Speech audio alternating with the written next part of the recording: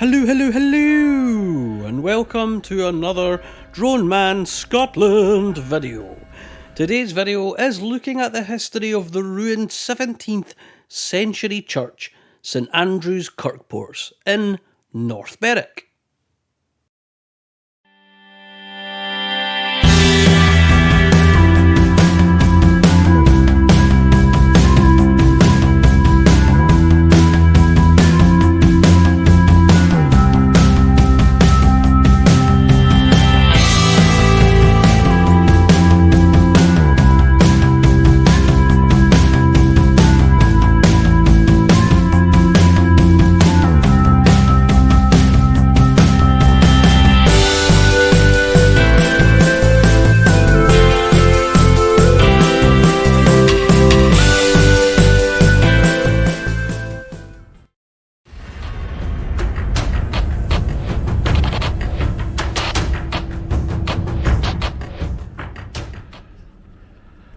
Unless you come from North Berwick, there can be confusion as to which St Andrew's Kirk you're actually talking about.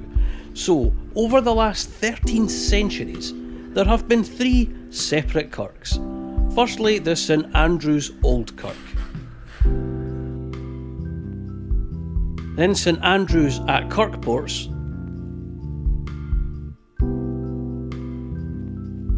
And finally, St Andrew's Blackader.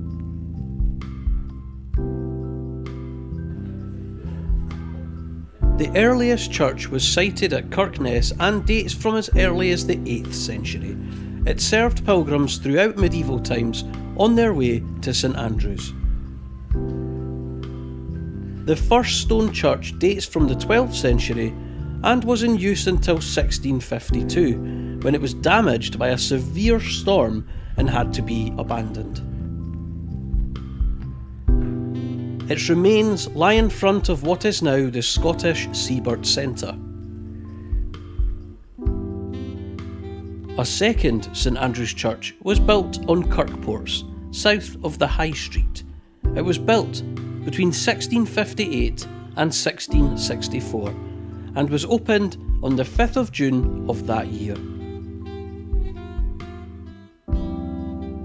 It was typical of the immediately post-Reformation period, with a single hall-like volume for worship. The focus was on preaching, so the pulpit was located midway along one long side.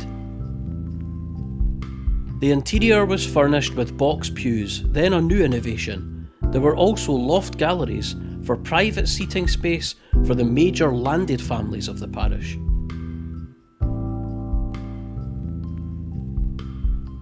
Various outshots from the main building housed the vestry, session house and stairways. A tower was built in 1771 on the western end of the kirk, in which was hung a bell taken from the first church, which had been in storage for over 100 years. In 1819 the church was renovated once again when the interior was stripped of furnishings save for the Dalrymple family pew. The most interesting feature of the church is several historic monuments, including that of Reverend John Blackadder. Before any assumptions are made, no, it's nothing to do with Rowan Atkinson. The name refers to John Blackadder, preacher, born in 1615. John Blackadder was Minister of Churchyard in Dumfriesshire. In the time of the Covenanters, he stood publicly against the appointment of bishops in the Church of Scotland. Because of this, he was outed from his parish in 1662. He settled in Edinburgh after that, travelling extensively across southern Scotland, preaching at open-air conventicles. Preaching in the open air was illegal at that time. His reputation was high, and his services as a preacher were in great demand. Finally, in 1681, the government got their man, and Blackadder was arrested for preaching in the fields. He was sentenced to imprisonment on the Bass Rock. The conditions were appalling. Food was poor, water scarce and ventilation almost non-existent. Nevertheless, John Blackadder wrote his memoirs while imprisoned. He died on the Bass in 1685.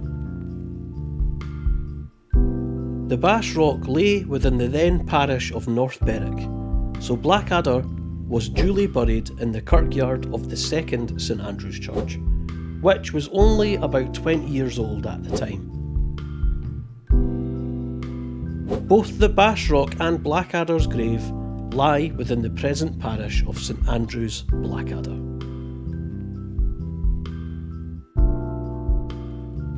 In the 19th century, a population boom! That's always quite fun to say.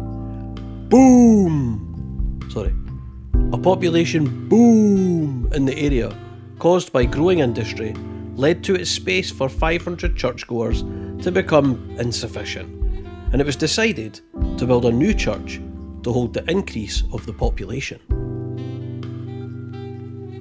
The town's second St Andrews held its last service 1 year and 2 days short of the 220th anniversary of its inauguration on the 3rd of June 1883. The third St Andrews held its first services just 1 week later. The current ruined status of the second kirk was partly by design, as it was decided that upon moving the religious services to the new church, this older one was to have its roof disassembled and the rest of the building stripped of the most valuable materials. The walls would be allowed to stand to become what is now a picturesque ruin. The magnificent old church bell has been rung in all 3 St Andrews kirks. The bell was originally cast for the first stone church at Kirkness. It was moved to St Andrew's Kirk Ports in 1670, but lay unused for over 100 years. With the addition of the tower in 1771, the bell was installed and rang once again. When the church closed in 1883, the bell was retained in the tower and rung for services for the new church. With the completion of the new church tower in 1908, the bell was transferred to the St Andrew's Blackader Kirk. The bell was replaced in 1938 after many centuries of service. It is now on display at the rear of St Andrew's Blackadder Church. For many years the kirk remained as a picturesque ruin, as was envisaged by the last congregation, but by 2009 the distinctive bell-shaped roof of the tower became unsafe and had to be removed. This prompted, after much discussion, a local group to be formed to look at preserving the kirk and re-establishing the tower roof. Thank you for watching, guys, and thank you to the people who keep coming back and re-watching or watching old videos. To those who subscribe as well, thank you so much. And if you haven't subscribed, then why don't you consider subscribing? And if you don't, we'll come and kidnap you and imprison you on Bass Rock, just like John Blackadder.